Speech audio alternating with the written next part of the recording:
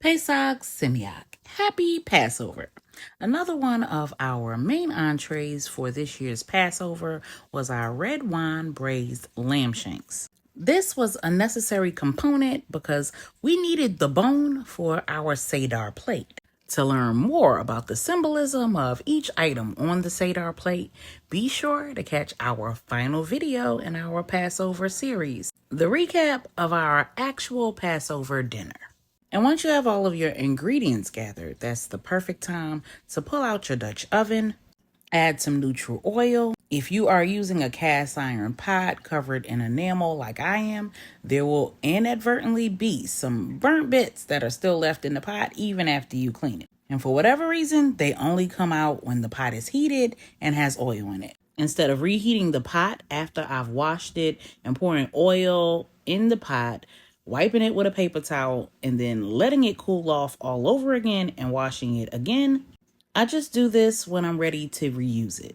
Once removed, go ahead and add oil and allow that oil to heat while you are creating your seasoning blend and seasoning your lamb shanks. Because I don't want my hands and nails stained by the paprika, I use gloves. And to ensure that I get that seasoning in those lamb shanks really well, I use a bit of neutral oil directly on the lamb shank in addition to the oil that's in the pan. I make sure to cover every single inch of my lamb shanks.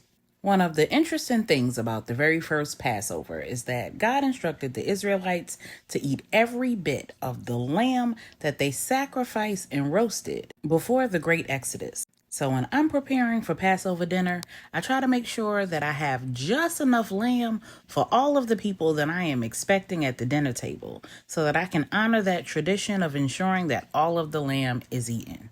If by some chance that doesn't happen, then we have Seder dinner on the second night of Passover as well.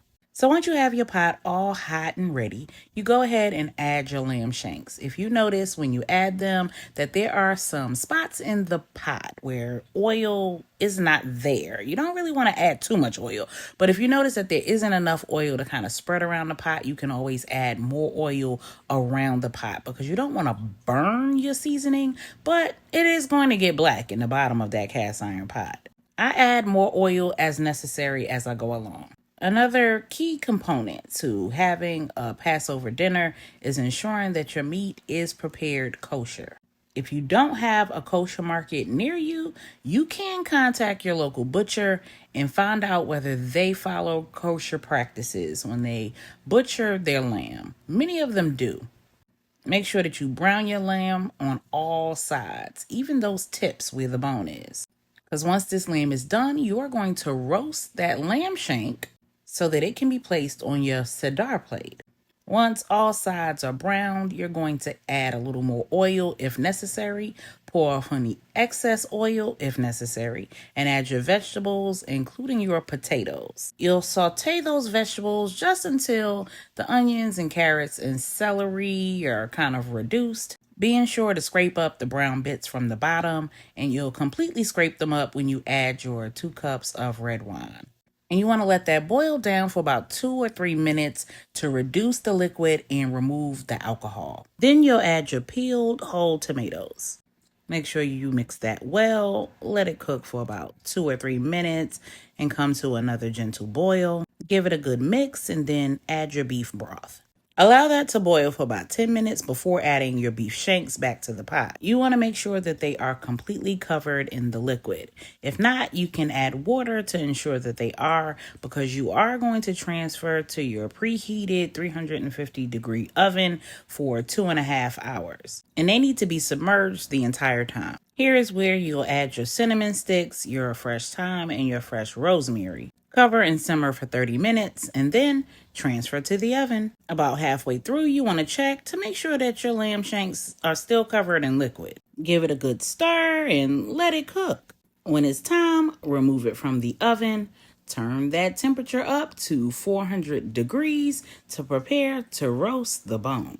Remove all of the meat from your shanks and put your bone on a baking sheet. I like to put the cinnamon on the baking sheet as well, so that the house is nice and aromatic as that bone is roasting and drying out. I also remove any remnants of the thyme so that nobody ends up with a mouthful of stem. I set my Dutch oven on the back eye on warm and roast those bones. 30 minutes later, they're completely dried out and appropriate for our Seder plate.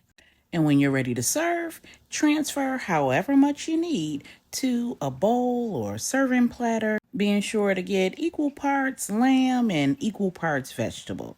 Are you interested in a tutorial for these other dishes that were a part of our Seder dinner? No worries. I've created an entire playlist on my YT that includes our actual dinner, as well as both short and long form videos for each recipe. Happy Passover. Ta-ta for now.